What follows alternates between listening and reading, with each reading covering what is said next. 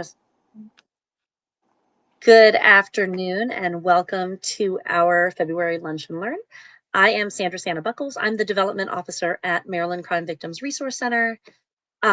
Each month we do a lunch and learn that we think would benefit the community so that they know either what's going on with us or what's going on with victims' rights. And this month we are dealing with legislative priorities because I think that everyone tries to keep abreast of all the things that are going on, but quite honestly, it's a lot to get a handle on, and we're gonna witness that here in a second because there's so much movement with legislation that we need help to kind of break those down. So with us today is our executive director Kurt Wolfgang and our deputy director Joanna Mupianduki. I think that's pretty self-explanatory. I don't think that we need to go into our usual introductions of you two anyway. I guess let's start with the introduction of bills and the process, the timing of everything, because it's like a sleeping dog, right? January comes and you're kind of like slowly rolling in, and then all of a sudden it's like, go! And it's like a crazy madhouse. So, do one of you guys want to take that and let people know what's going on? Yeah, let me start with that. And it was worse this year than it's ever been because the legislators get an opportunity to pre-file bills, but they didn't show them to the public till like, I don't know, several days before the legislature opened. They alleged that they were having problems with their website or something of that nature. Uh, but let me start with an old and good quote, and that is, "No one's life, liberty, or property is safe as long as the legislature is in session." And we find that to be very true. We are very, very proud of the fact that over 44 years, we have created more than 100 pieces of legislation in Maryland, and many of them very important. But what we don't talk about so much, which may be even more important, are the probably more than 1,000 pieces of bad legislation that we have worked to kill over that period of time. Things that are not good for crime victims come up all of the time, and we actually, I think it's fair to say, except in a few years where we, for example, were trying to get the constitutional amendment for crime victims' rights passed, we spend more energy every year killing bad bills than we do pursuing good bills. The legislature in Maryland is in session for 90 days, and I think it started January 14th this year. I'm not sure what the end date is because you have that February in there, and this year is a leap year and all that stuff. So I don't know exactly what the end date is, but sometime in April. And it is absolutely frenetic. The whole process is. We get very little notice of when a bill is scheduled for hearing. And then one of the worst things that the legislature does to everyone is essentially create a 2-day deadline to sign up to be heard at one of those hearings. And even when you sign up, of course, they only give you 2 minutes to speak. Um, it's often a good idea to put your thoughts in writing and speak so that you can ensure that they hear you at least a little bit. So that's really the process that we're dealing with. People, I think, get upset with us because we don't get the word out in time. And the answer is it's very difficult for us to do. Uh, you know, um, in addition to all of our other duties that we do year round during that 90-day session, we do try to keep people informed, but it's very fast pace, and we really don't. It's not like we're adding staff or anything of that nature. We're taking on 2 jobs during that 90-day period, and it's difficult for us to keep up, but we try our best. For 44 years, we have been the best voice for crime victims in Annapolis, and we intend to do that into the future. Thanks, Kurt. So pretty much it's like a surprise party, right? Like it's they got to fill in all this stuff and then we don't get to know until last minute. And then it's a mad scramble. And so it's hard to communicate so quickly with the masses. So we're starting off with this to kind of get things situated. For those of you at home, we're going to talk about how you guys can get involved if we talk about some bills that you're interested in. And then Joanna mentioned that in the chat box, we've got a private chat. So you guys can't see that. That the legislative session ends on April 14th. So we've got, we're moving quickly. So keep your ears open, keep your eyes open. And if it's something that is of interest to you, then please, make sure that you're reaching out to us, letting us know that you want to get more involved. And Fair? I think, yes, and I think worth mentioning, just to remind people that when bills are introduced, they are sent to a committee.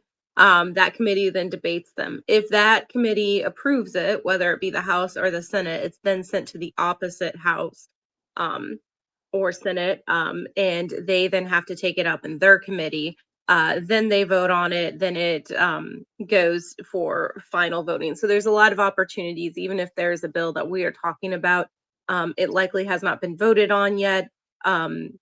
Most bills have not been voted on the floor, which is when they would vote on them and then pass them over to, either the House or the Senate. So usually these are things that take a while. You do have an opportunity to let the committee members know how you feel about a subject or to contact your own legislative, your delegates and your senators that you can do. So the bill, when it's created in one part, has to go to the other side, and if it's created in the other part, it has to go to the other side as well. So there's a little balance there, and we're kind of scrambling in between.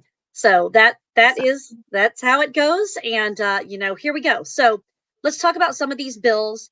I've broken these bills up by subject. So if we're talking about a subject that you're interested in, keep your ears open. If you're for some reason not interested in that specific thing, so whatever bills are moving you, you can be active in just that bill. You can be active with all the bills that we're supporting or opposing. It's completely up to you, the person at home, how you feel about things. All right, let's start off with, I called this section Children as Victims. There's several bills that we are supporting. All of these we're supporting. House Bill 722 eliminates doctrine of charitable immunity as a defense in child sexual abuse cases. You guys want to explain? Yeah, so let me talk about this one a bit. Nonprofits that are considered charitable in their mission, and we are included in that at Maryland Crime Victims Resource Center, have a measure of safety against being sued for certain things, and it's called charitable immunity. And it's limited. There are some limits to it in Maryland, but it does provide some limits to how much you can be sued for example. The problem that has arisen here is that when you have the situation with child sexual abuse cases across the state that really got started with the Archdiocese of Baltimore situation, what they're finding is that there are lots of private nonprofit schools, for example, who have charitable immunity. There are other entities like that that have charitable immunity. And in fact, churches are supposed to have charitable immunity as well. So what this bill would do is ensure that that limited charitable immunity that those organizations have does not get in the way of a lawsuit having to do with child sexual abuse. And, it's usually a case of neglect of supervision of someone who has committed child sexual abuse against a child. Yeah, and we saw a lot of that a couple years ago when all the Archdiocese stuff was coming out. So definitely prevalent in this area. So this would make it so that they no longer have that immunity and they can be sued. Is that what this Yeah, bill is about? basically sued without the limits that are put on for charitable No. immunity. What And this is charity? just in the case of child sex abuse cases. It's not in any other aspect, That's correct? correct. Specific. That's correct. Okay. So that's the one that's scrolling on the screen now. That is House Bill 722. And then there's one that's very similar, and I'm not sure the difference, so you guys can help me with that one. House Bill 171, which is Senate Bill 406, charitable immunity. It just said that. I don't know what the difference in the two bills are. I'm They not. Go ahead. they're very Joanna. similar. And so we haven't had that one come up yet, but we're keeping an eye on it. And it looks to be along the same lines. But Okay. Okay. And then the third and last one for the children as victims is we're supporting SB 221, HB 670, which is child pornography prohibition and penalties.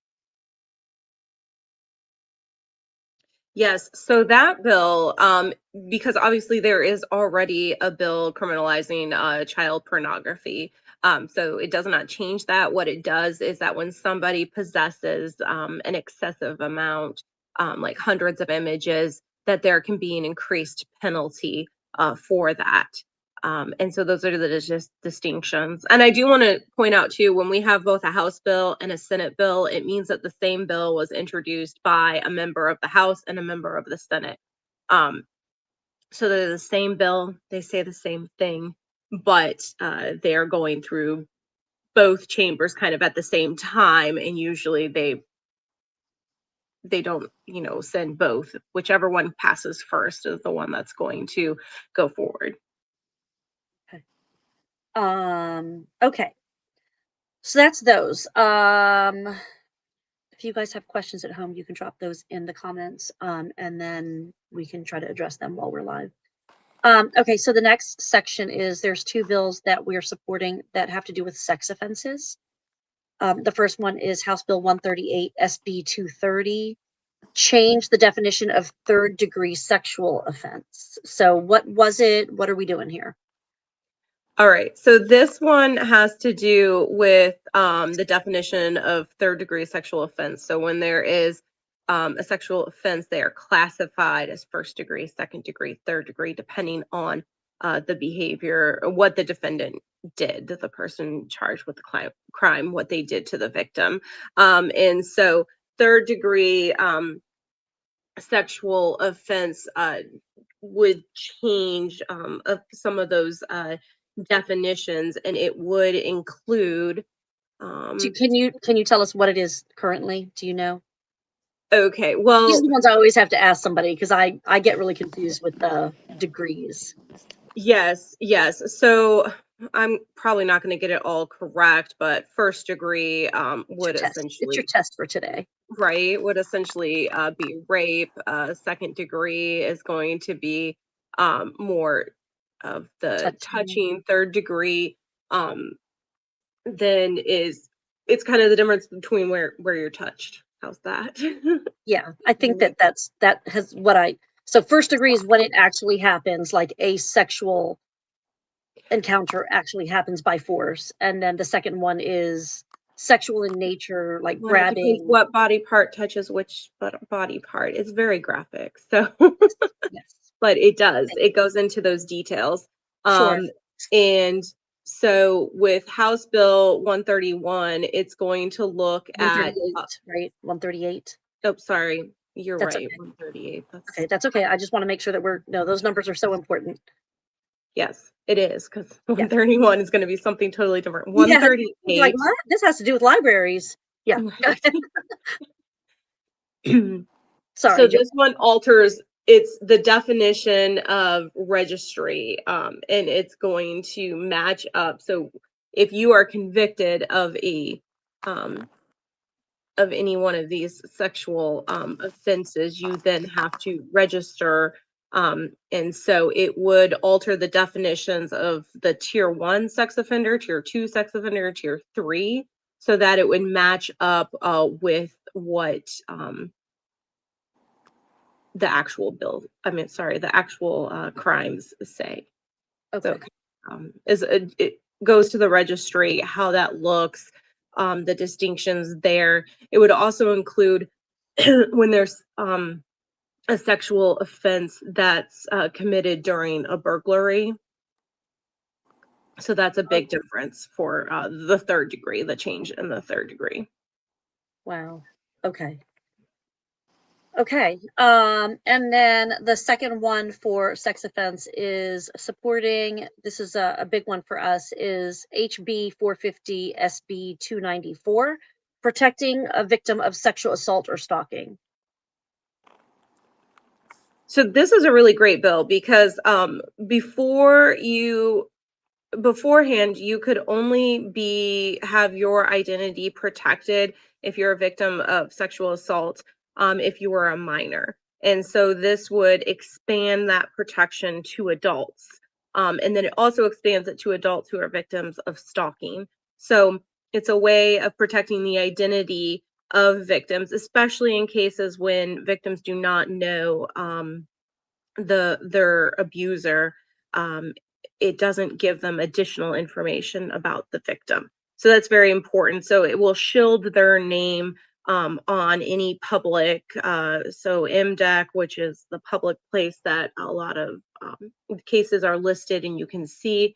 It used to be that, well, and anyone can go and go to a courthouse, get information about what exactly the charges are. Now, in this case, if this is passed, the victims, including would include adult victims, they can now be shielded, so often referred to as a Jane Doe or by their initials or something that's not going to give away their identity. So it will not be out there for everybody to know.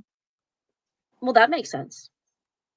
Yes. So the good thing is it's something that has already been done and they already do for Yeah. minor. And that would help with like retaliatory like efforts once the person is sentenced, or if the defendant is sentenced or whatever is going on, right? Correct. And it protects Yeah. the victim down Yeah. the road as Yeah, well. that makes sense. Kurt, Okay, you well, had something on that? I was going to say, hopefully it does not prevent the defendant from getting the name of the victim. That is always allowed. oh, What really? what it prevents is the public and the press from getting the name of the victim. Okay, so that's quite interesting. Okay, so it's halfway good, right? Like it would help to not with the victim blaming on social media or what have you and things like that. I think we saw a case like that not too long ago where there was a lot of victim blaming going on. But it doesn't help as far as the actual defendant. Correct. Sorry, I didn't make that clear, Yeah, but no, that's okay. That's okay. That's quite interesting to know. yeah, and that's the whole idea of, discovery, that you're allowed to know who's accusing you of what. And if you don't have that person's identity, you wouldn't know what the accusations are. Sure. That makes sense as well. Okay. So that's those ones. Let's see. Here's some more interesting ones. So we've got 5 more to go. Reducing sentences. So we're opposing SB 162, HB 876, which is a motion to reduce the duration of a sentence, repeal sentencing date limitations. Yeah. There was a bill passed in 2021 that essentially anyone who had been an adult or had been convicted as an adult for a crime that they committed when they were under the age of 18 was eligible after a certain period of time to a review of their sentence, to demand a review of their sentence, to demand a resentencing, essentially. And that bill, when it passed in 2021, applied only to crimes that were actually cases that were adjudicated prior to October of 2021. The concept was that the bill was passed on the idea that they were cleaning up some past problems. They've decided that they want to extend that to all cases in which a juvenile is convicted as an adult for a serious crime. Juveniles are tried as adults occasionally for serious offenses, and they're only serious offenses that they're tried for. So this bill would apply to anyone after October of 2021 tried as an adult who was under the age of 18 at the time the crime occurred. So why do we oppose it? And what essentially what we have found and what we are concerned about is the juvenile system is very poorly put together to handle serious crimes. It was originally never intended to try juveniles on serious crimes, only non-serious offenses. And the entire juvenile system is not set up for murders and rapes and things of that nature.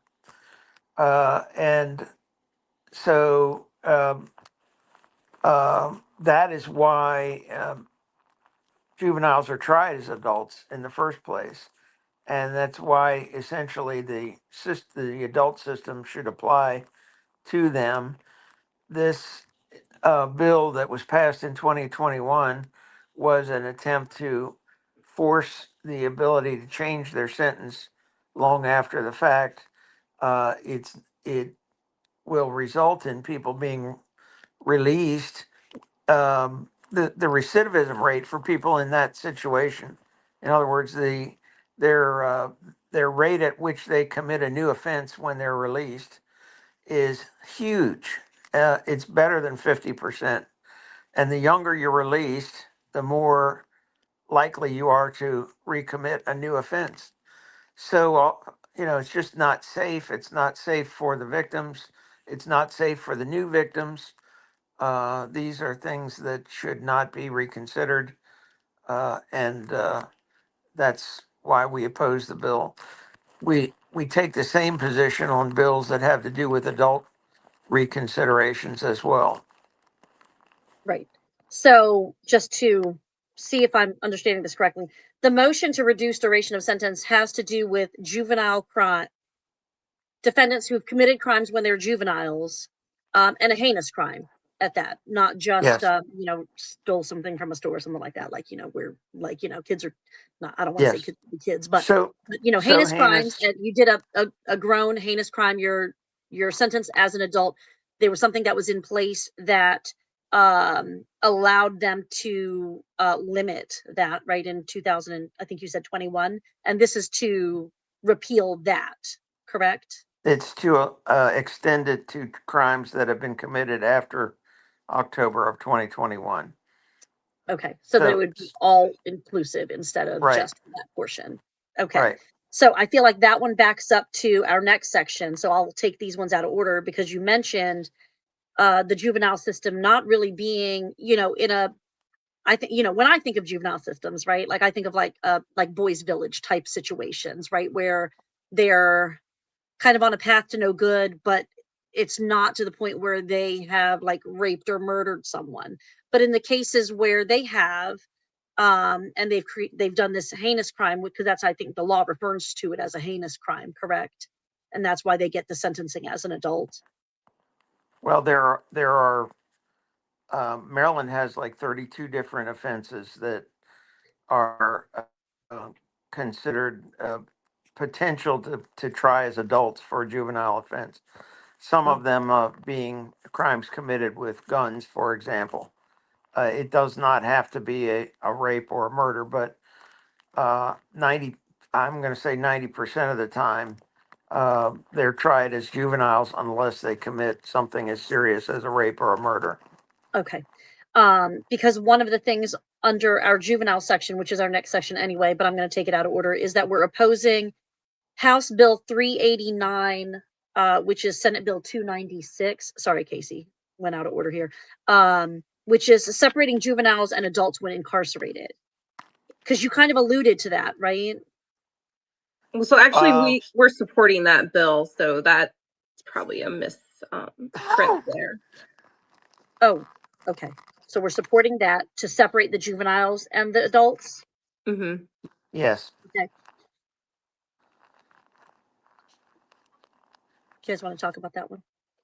Well, first of all, that's already federal law, and so I think it's important that somebody get the message that they need to accomplish that before the federal government cracks down on the state for violations. So that's one of the reasons that we do that. Joanna actually did the testimony on this bill, so I should let her talk about it.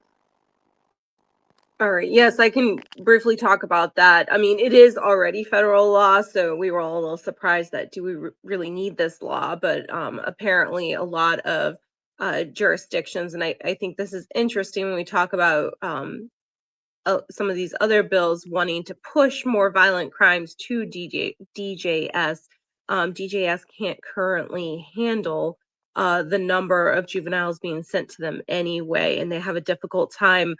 They won't just take juveniles when it's needed. They will tell the jails, no, you got to hang on to them for several days or whatever that time frame is until they're able to get them into a facility, because they just don't have enough facilities to handle violent offenders. And so that's the interesting part of this bill. And they but it needs to be done. I mean, it's a pretty simple request. It's a something that they do in every state. um and DJS just needs to take when they have minors under the age of 18, they need to be kept separate from the adults. The hope is, that they won't be corrupted by adults, but that generally, adults who are being incarcerated are not going to be a good influence on that minor. And so the idea is they are to be kept separate until they are 18 and officially an adult if they have received a sentence that would put them in with the adults. And so we support that bill because it's kind of common sense. Okay. Yeah, let me back up and say something just in case I confuse some people. I don't want people to get the impression that every juvenile who commits a rape or a murder gets tried as an adult. They absolutely do not. Uh, there is discretion in the court system as to whether they get tried as a juvenile or an adult. And most of the time these days, they're getting tried as juveniles. And it's a sad shame that they are, but they are. So don't, please don't get the impression that murders and rapes by juveniles are always tried as adults. It's not that way. Yeah, I think we saw that in the news quite recently, a, a bunch of times, unfortunately. And that's tough. I mean, I think it's tough all the way around when it comes to these situations. So, okay. So, backing up to the first bill that we were supposed to talk about was supporting Joanna. You got to catch me if I'm wrong, because I got this list from you. Supporting SB 679, which is amending the Second Look Act. Now, this is something. If you've been with us, you might have heard some of this before. But hit it. Let's do it. All right, this is a great bill, and they just came out. It's also being introduced in the House. I think it's 14. Let me find the number. It's now been introduced in the House, which is House Bill, I have it written down, 1489. So these are going to be amendments to the Second Look Act. And most importantly, that we are excited about, it would exclude those who are convicted of first-degree murder. Okay, so let's back up. For those who are new here, let's talk about what a Second Look Act is. Yes. Okay, great idea. So last year, the legislature passed what they call the Second Look Act. And what it did is that for anyone who committed the crime between the ages of 18 and 25 after serving 20 years could file a petition with the court to have a resentencing hearing. They are granted that resentencing hearing. There's no bar they have to show or anything like that. They get that resentencing hearing, and then they can refile if they're not resentenced. They can do it. They can get a total of 3 hearings that are 3 years apart, and so they are continuously looking for these resentencings. It claims, it goes back to the original court. However, when you're talking about 20 years later, it's not going to be the same judge. It's not going to be the same prosecutor. It's not going to be the same defense attorney in, 90% of these cases, because people have retired and are no longer working in those jobs anymore. And so you have people who were not there and present during the first trial or handling the case if they pled, if that was set in. And so that's what the Second Look Act is. And Right. there were So originally only there's ways for them to get out of jail anyway, right? There's like a slew of different there ways is a parole to process. diminutive credits and parole and all those things on how people just can get out of jail after committing a crime. The Second Look Act is pretty much almost a retrial, if you will. But it's all brand new players usually, because at this point you're 20 years later, and judges are not usually in their 20s or 40s. So, if you got a 60-year-old judge, then for it to be the same judge, it would have to be a 80 or 90-year-old judge, right? So it's almost like, so the Second Look Act is almost like Well, it skips the whole trial part. It doesn't care that they are guilty. These are people who were convicted. There's nothing wrong with their conviction. That's the whole issue there. Right. And so they just get a resentencing. Right. So this amendment to the Second Look Act, so I'm sorry, getting you back on track here. Sorry. Yes. So originally there were only a couple of exceptions to the Second Look Act. The people who could not get it were those who were registered sex offenders, and if you had killed a first responder, so police, ambulance, EMT, that type of thing. Those were the exceptions that they were able to get in last year. So this bill now looks at it and says the new bill that we're looking at now, Senate Bill 679 and House Bill 1489, is looking at additional exceptions. And so it would include first-degree murder. It would include those convicted of hate crimes and a couple additional changes. So we think those are good changes.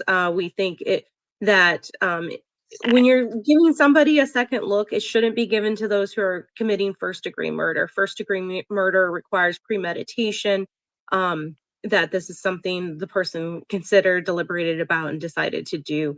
And those are not the individuals that we need to be letting out of jail early. Yeah, that was really interesting last year, I must tell you. I was quite surprised at the exceptions that they made. I really was very surprised. I was surprised that it was first responders and not like crime against children. I think that was my biggest thing. Like, oh, but what about like, babies or like, little toddlers or something. So I was like, they tried to get an amendment for children under, I think, believe it was under 12, and people did not vote for it. Very surprising last year. So anyway, that's my 2 cents. I just remember hearing it, and I thought it was quite interesting.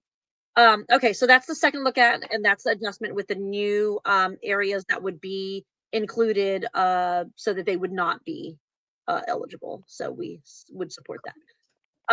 And then the last one for the juveniles is House Bill 409 SB 323, which is Youth Charging Reform Act.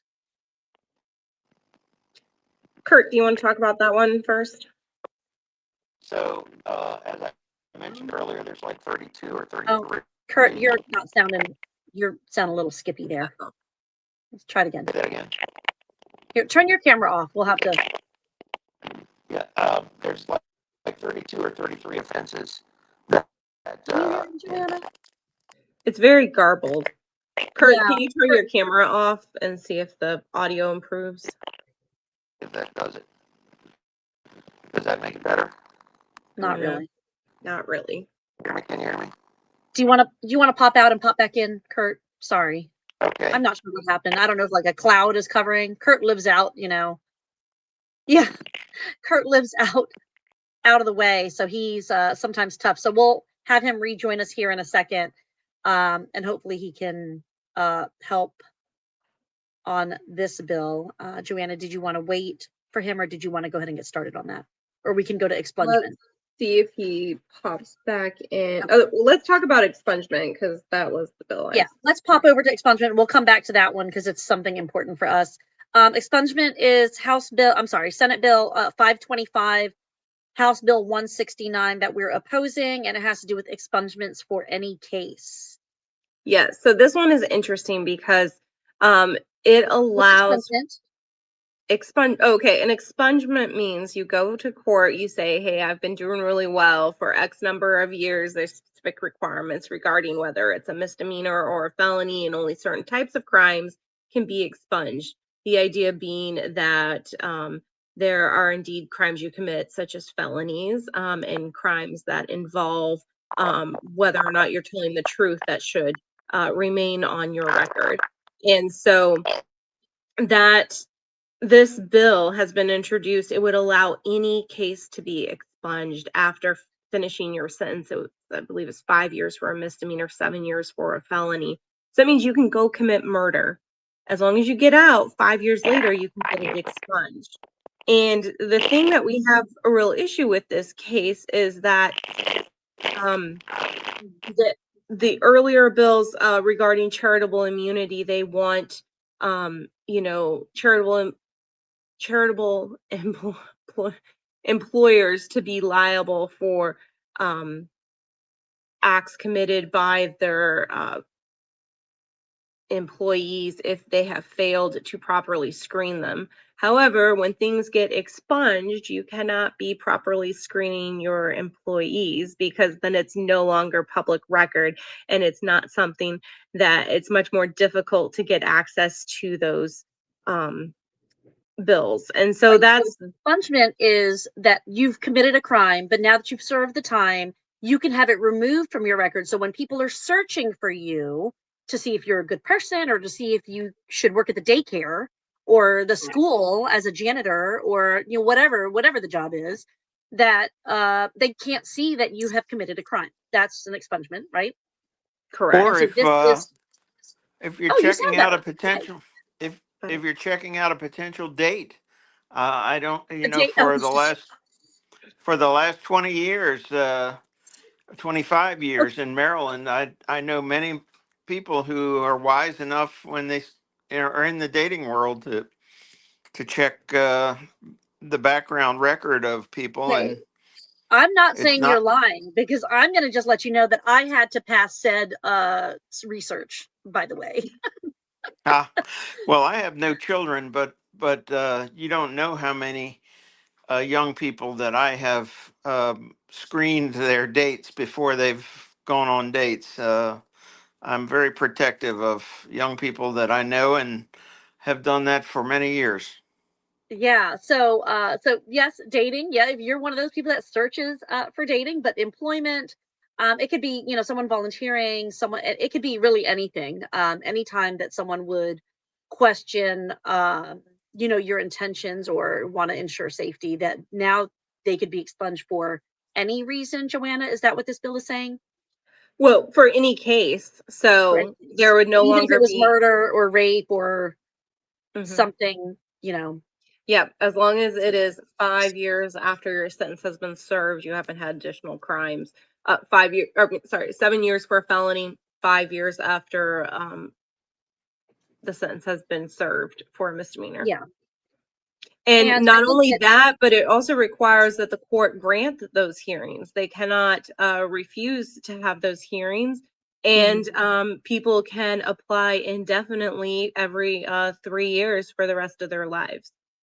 So I think also just logistically how many court hearings that's going to add They clearly did not think that through. They did not include a fiscal analysis of what the cost would be to have this many hearings in court on every case, basically. Yeah, and I know that just in the community, there's sometimes you'll see something that's called an expungement. I have such a hard time not putting an L in that. I just want to say plunge. Expungement um, seminars where people attend because when they come out of jail, prison, whatever it is, being institutionalized, that they can't secure employment, and so then they have a hard time securing a job, which of course is not the intent and goal. I mean, if you're working at McDonald's or doing something where like but if a crime occurred and it was pertaining to children per se, then you wouldn't want them working at your daycare. So I think that it's a slippery slope. And I think that that's what those seminars were for, is really kind of just making sure that everything was out so that the employer or Well, institution can make the best it's decision that they can it's make. But now with really everything being hidden, it would it's it would really take away the power. one of the things that that crime victims ought to be insulted by is the amount of money that the government allots to help people get their records expunged, because it's more than just seminars. They are actually giving grants to nonprofits.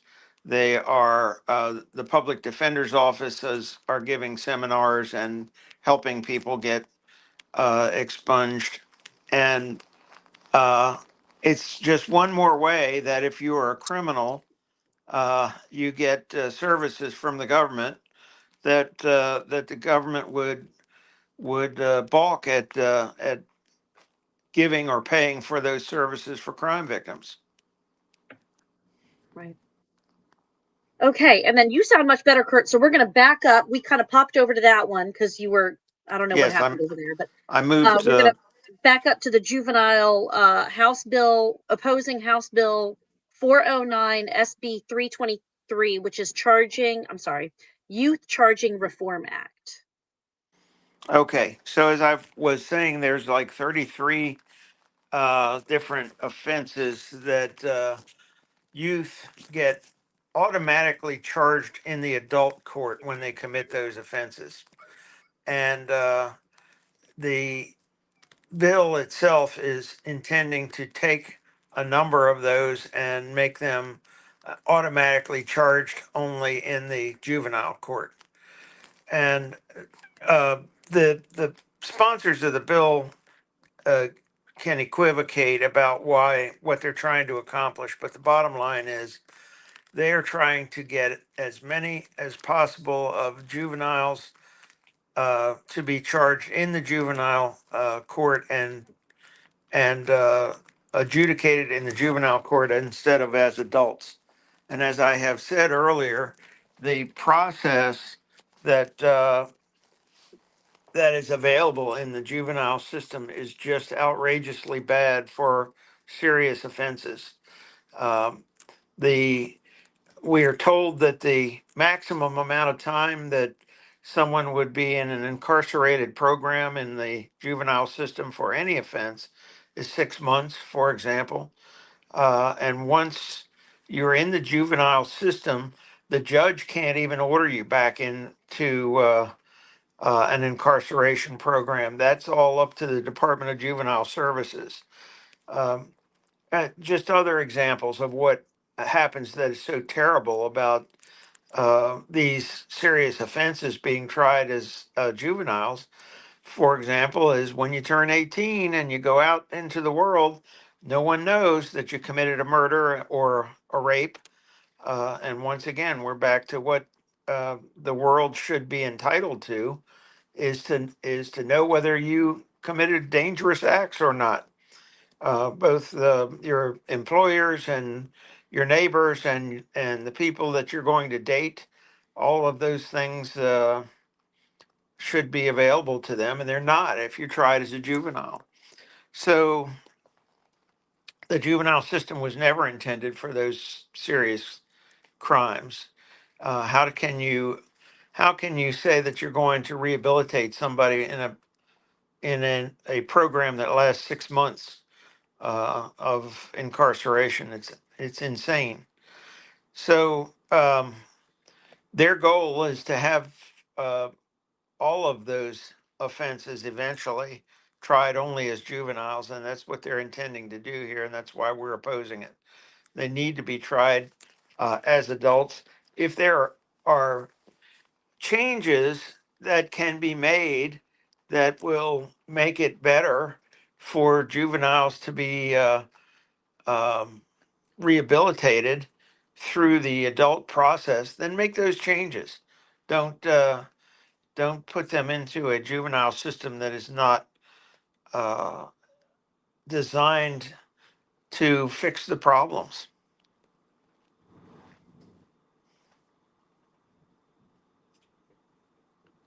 Joanna, did you have anything that you wanted to add to this particular bill?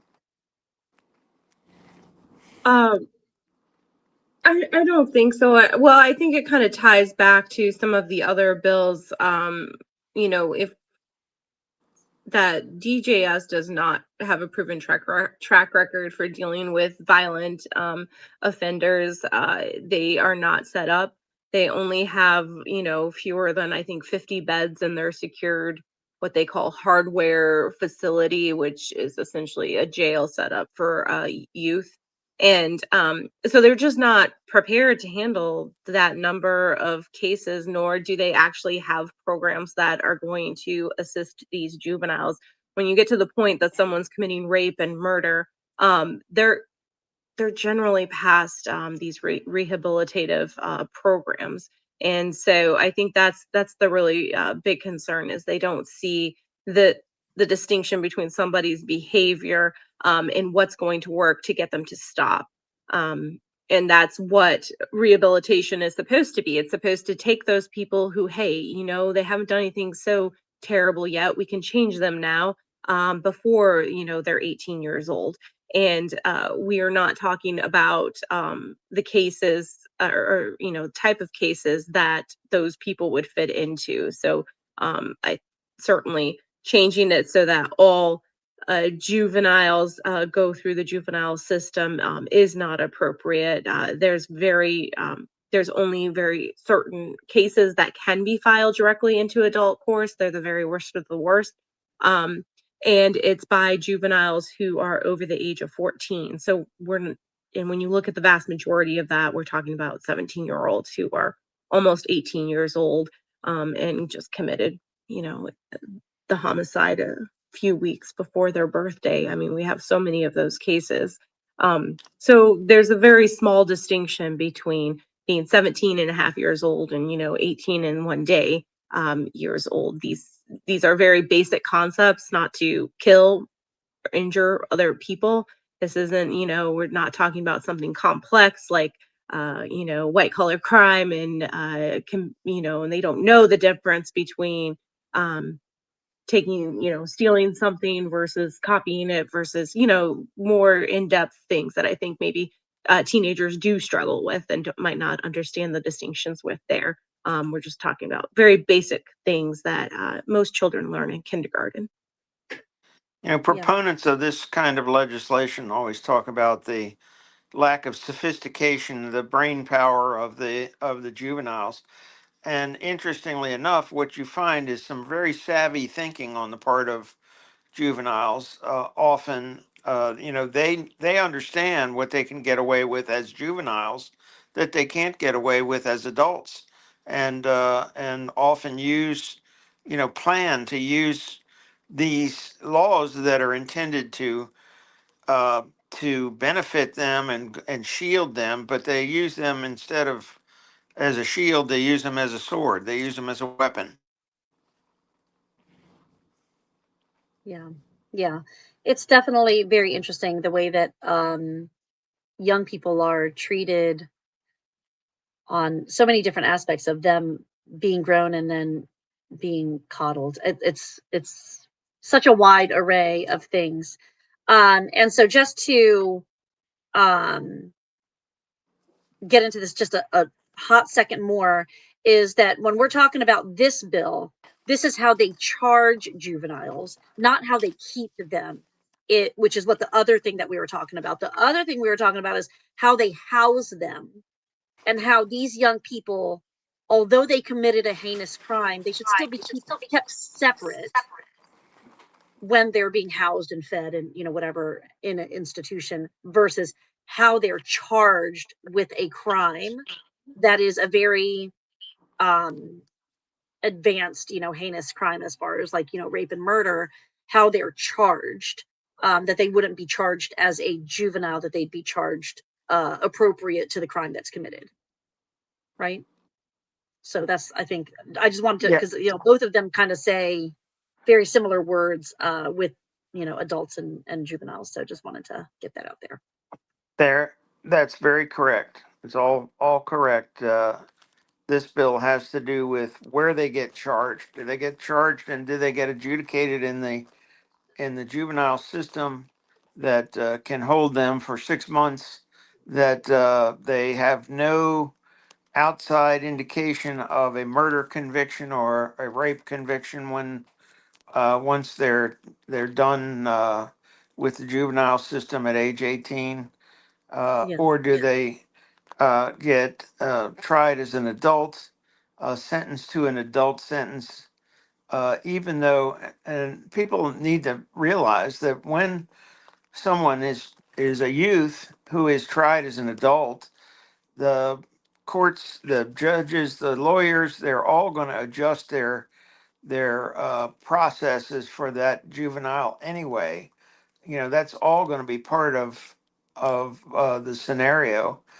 Um, but it's a neither system is perfect for addressing these issues, but the juvenile system was never even close. It's never intended to address these issues, and they haven't made any sorts of adjustments since the concept has changed now, that they want that progressive approach is to try them as juveniles. No one has made any attempt to accommodate the juvenile system to make it a correct place to deal with serious offenses. Yeah. Yeah. Sounds like a lot of internal workings that need to be hammered out. So this is just for those of you at home, this is just a sample of some of the bills that we are currently following. There is a lot more, but we definitely wanted to kind of keep this session bite-sized. There's a lot of bills out there. If there's something that you guys are interested in, like, drop us an email. It's scrolling down there. It's mcbrc@mdcrimevictims.org. Did you guys want to talk about how to get involved, or did you just want me to throw it out there? I think we definitely want people to get involved. So I'll let Sandra give all the information about that. But we do put out alerts if you're on our newsletter or email list. So please do join that if you're interested. We try to keep it to a minimum, only what we deem as the really important ones that we're going to send out an alert for. But if there are ones that we've talked about today that you're interested in, that you want to know more, how can you get involved? We're going to put up our email. Yes, it's up there, the mcvrc@mdcrimevictims.org. You can email there to get more information, because just because something has already been debated in committee, it will go to the other side, the Senate or the House. You can voice your opinion at that time. You can also always email members of the committees and or your own legislators. If you go to the website, which is mgaleg.maryland.gov, you can find a lot of information there. All of the legislators' emails are there present. You can always do a phone call as well. I know most of us now think, oh, always an email or some kind of written communication, but you can always pick up the phone and call that office and express, either your concerns or your support for a particular bill. So we certainly do encourage you to do that. And then on these big ones, when we send out alerts, oftentimes we're asking people just to be present as well. We can't always get everyone in to testify, but it makes a difference that there's a bunch of people who show up to support and or to oppose a bill. It's important to let the delegates and the senators know what your position is and where you're standing. So we encourage you to come and just watch the committee meeting. It's always interesting in person. So that's a little preview of the different ways to be involved. But certainly, please do email us if you are interested. If there's particular types of bills that you are interested in supporting or opposing, please let us know as well so we can reach out to you about those. Yeah, perfect. Yeah, so it's, letters, emails, the speak time on the floor is really short. There's only so many people that can speak at a time, and not everybody gets to speak, would be there all day long. And I think that a lot of times, the physical presence, like you said, Joanna, I think, we show up, we try to show that there's, just a plethora of people that are impacted by these bills and the changes. And sometimes when the opposition, our opposition to the bill, whether we're supporting and they're opposing or vice versa, when they come out and there's a lot of them, it makes our effort seem so small. And so, although I think that as humans, we want to make sure that we're making a big impact, your presence with us in taking the time out and taking like the trip over to Annapolis and waiting in line and doing all the things, it might seem insignificant because you're not getting to speak, but it just means so much to see that support and to see people that are supporting us. There was a couple bills last year where, we probably brought 10 people and the opposition brought in like 50 people. Um, and it just, it sends a message. It sends a message. And we want to make sure that we're heard in what's going on. So definitely get involved. That scrolling email is down there. You can follow us on social media. Drop an email, let them know that you want to, you can join our newsletter. I think there's a link on our website to join our newsletter. You get one a month unless there's something, wild and crazy going on. So that's how you're going to get the info from us. Kurt, anything else you wanted to add? Anyone who has been a victim of a serious offense that would be affected by any of this legislation, those are important people that we do try to get to speak. But even showing up is a good thing. But if you feel like you'd be able to speak on the subject, that we want to hear from you. It's very, very important. It's much more important for them to hear directly from affected crime victims than it is from attorneys and people who have expertise in the field. The crime victim's voice is always louder than ours. Yes, absolutely. So thank you guys so much for joining us today. If you feel that there's someone that could use this information that wants to get involved with us and wants to really try to create some change in, what is going on, please share this video with them. Let them know that we are open. You don't have to be one of our clients. You could just be affected and didn't even know that we existed. Everybody is welcome to come and support the things that we are working on. That's all that we really have. Next month is our Lunch and Learn is following on March 17th. This is going to be a Spanish speaking Lunch and Learn. It's really going to go into what we are doing as an organization, but only in Spanish. And that way we can use it as a resource for people that need us and can't tune into things like this, right? Like this is not accessible to them. So that one will be just for our Spanish speakers. I will not be the host. I think Alondra is going to be our host, so she'll be on the button then. But thank you for joining us, and please make sure that you're sharing. And we'll see you guys. Well, we won't see you guys next month. We'll see you in April. All right. Thanks, guys.